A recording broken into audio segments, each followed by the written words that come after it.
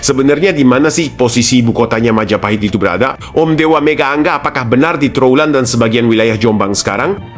Kalau secara pasti, memang belum bisa ditentukan, yang ada dugaan-dugaan dari peneliti sejarah. Sebagian memang menduga kalau ibu kota Majapahit atau namanya sebenarnya adalah Wilwatikta Nagari itu di Trowulan. Tetapi kemungkinan terjadi beberapa kali perpindahan lokasi ibu kotanya, memang tidak ada prasasti yang menyebutkan lokasinya. Serat Pararaton 23 menyebutkan kalau Dyah Wijaya bersama orang Madura mendirikan desa di Alas Terik. Desa atau Wanua tersebut dimanakan? Majapahit. Kemungkinan di sanalah ibu kotanya berada termasuk kedatonnya. Mungkin karena pemberontakan Rajo Hakuti membuat Prabu Jayanagara memindahkan ibu kotanya di Antaulan. Walau menurut peneliti Belanda, Profesor Kern, dugaan Antaulan atau Trowulan itu sebagai ibu kota kurang pas karena kawasan itu sejak era Empu Sindok adalah kawasan suci keagamaan.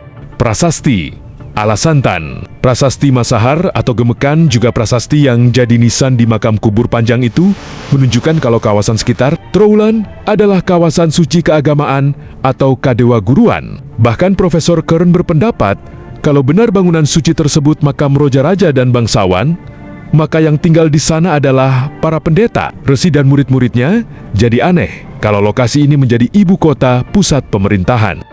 Adanya berpendapat kalau jaringan kanal di Trowulan itu memperkuat dugaan kalau lokasi itu jadi pusat pemerintahan.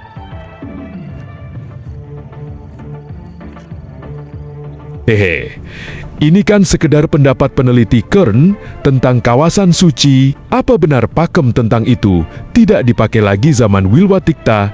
Kan kita juga tidak tahu. Mungkin tujuan Prabu Jayanagara membangun kedaton di sana untuk berlindung dari musuh-musuhnya. Iya juga sih Om Dewa, ada alasan para sejarawan menduga kawasan Trowulan sebagai pusat pemerintahan Wilwatikta itu karena banyaknya candi dan bangunan lainnya masih ada di sana. Itu bagaimana?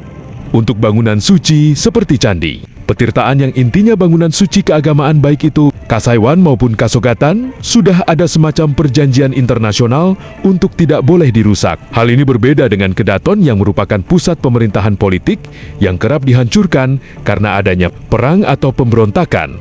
Mungkin saja Kedaton yang ada di Alas Tarik itu dihancurkan sehingga bekas-bekasnya sulit ditemukan.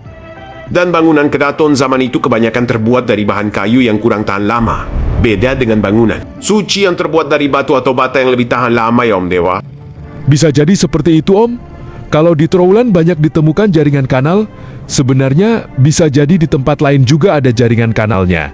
Seperti contohnya di Singkalan desanya Om Agus sendiri diduga ada kanal di kedalaman 4 meter. Kan kanal atau sungai adalah jalur utama lalu lintas klasik. Kalaupun di tempat lain belum ditemukan, itu bukan berarti tidak ada kan? Iya ya, benar juga Om Dewa. Selama ini, fokus penelitian kan hanya di seputaran Trowulan saja.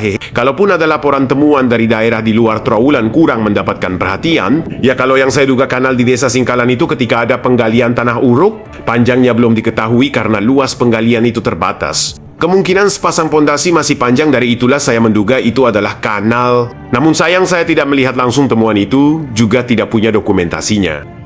Nah itu Om Agus, bisa jadi itu adalah juga jaringan kanal klasik, bahkan eranya lebih tua dari Wilwatikta. Karena bata-bata kunonya di daerah Tarik, Balong Bendo, ternyata juga ada yang lebih tua dari Wilwatikta. Jadi begitulah. Jadi semua kemungkinan masih bisa terjadi ya Om Dewa. Oke Sobat Garda, kita cukupkan perbincangan kita hari ini bersama Om Dewa Mega Angga, peneliti, arkeolog dan sejarawan dari Artefak Nusantara. Semoga bermanfaat buat kita semuanya. Rahayu. Rahayu.